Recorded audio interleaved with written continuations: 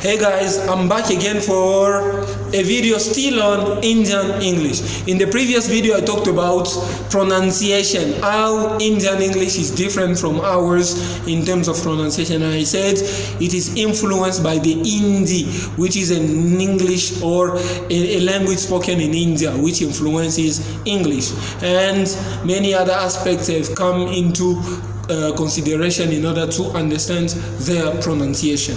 Now I will go to the second point, which is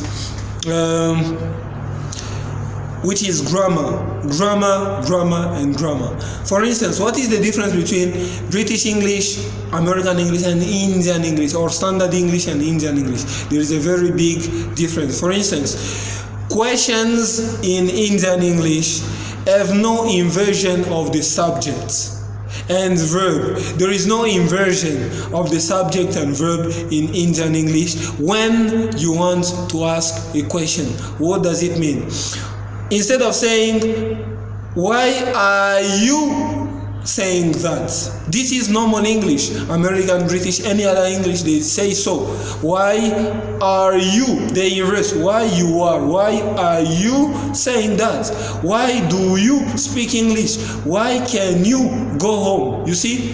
They inverse, there is an inversion between the subject and the verb in all other dialects of English. But in Indian English, it is not the case. What happens? There is no inversion at all. If you want to say, you go home, if you want to ask a question with why you go home? This is Indian English. There is no why do you go home. It is why you go home, why you eat bukari, why you are speaking French. You see, why you are saying so. You see, why you are saying that. There is no inversion of the verb and the subject in a question with Indian English. So there is no inversion. That is the first point regarding grammar. The second point is an invariable tag question. In English, we have got the tag question in other dialects of English, Standard English, American, British. It is completely different. How come? We make the tag question in relation with the auxiliary and the form and the tense which is used in a sentence. For instance, when I say, "I am Moses," the sentence is affirmative and the auxiliary is be. Then I say, affirmative sentence, the tag question should be negative and present. I am Moses, aren't I? I eat bukari, don't I? I speak English. You see, I speak English, don't I? I don't come home, do I? This is the rule in English, but there are some other types of tag questions. But in Indian English, there is no variation in tag questions.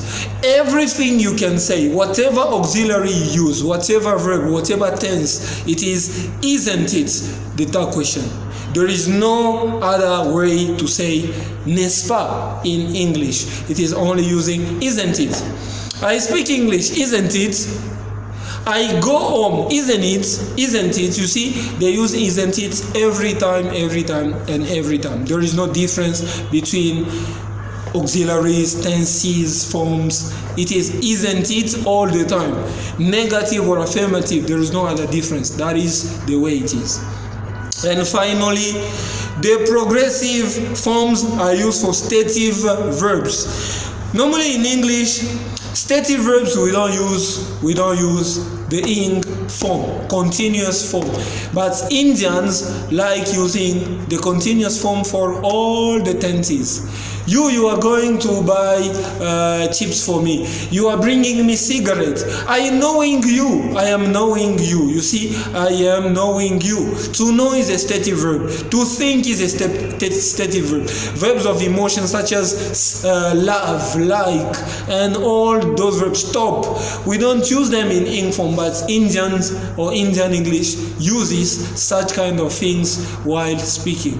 This is the type of dialect it is. So don't get astonished when an Indian says, "I am knowing you," or "I am seeing you," "I am loving you." It means I love you, I see you, I know you. Instead of saying I know, they say I'm knowing you. Instead of saying I speak English, don't die that question. They say, I speak English, isn't it? You are an American, isn't it? You see, whenever they use that question, they use isn't it, isn't it, isn't it. And the first one was, whenever they ask a question, there is no inversion of the subject and the verb. Why you are sick? Why are you sick? Instead, they say, why you are sick, and so on. This is the difference between the grammar of other Englishes and Indian English. Thank you. I hope this has been helpful to you. See you next.